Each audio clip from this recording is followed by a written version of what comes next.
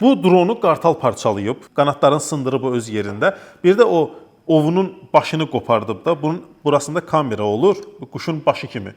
Bunu qopardıb tullayıb, üstünü dimdikləyib, qoruyucu şüşəsini sındırıb və s. Oğuzda yoldaşlar çəkiliş eləyəndə şəhərin yuxarı tərəfində, dağların yaxınlığında idarə etməni itirirlər, görürlər dron başqa istiqamətə gedir. Ekranı qaralır və koordinatı ilə izləyəndə 1-2 kilometr gedir və sabit dayanır. Sonra gedib izləyib tapdıq oranı, gördük ki, bu dronu aparıb əvvəldən tikinti olub dayanmış köhnə bir binanın içərisinə qartal.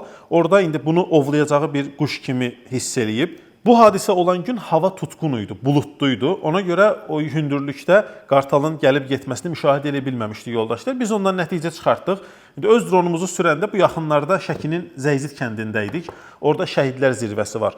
Oranı çəkib dağın üstünə doğru dronu apardıqca gördük ki, bir dənə qartal var. Biraz vaxt keçdi, 3 dənə oldu. Biraz vaxt keçdi, gördük 5 dənə qartal fırlanır, tez endirdik bunu. Eyni məsələ Sarıbaşda da olmuşdu Qaxda. Çayı keçəndə çəkiliş eləyirdik, gördük uzaqdan heç hiss elətdirmədən bir qartal gəlir, elə bir maraqlanmır da bizdən. Bildik ki, məqsədi nədir, tez endirdik dronu. Başqa bir məsələ nədir? Bunun pərvanələri çox kəskin olur. Bizim yoldaşlardan birinin barmaqlarını kəsmişdi, belə hərəkət eləyəndə götürməyə çalışmışdı. Maraqlıdır ki, bunun üstündə heç bir qan izi yoxdur. Qartal bunu götürəndə ya lələkləri heyvanı qoruyub, ya caynağındakı o dəri hissəsi çox qalındı, ümumiyyətlə təsir eləməyib. Onu başa düşmürük və təəccüb eləyirik.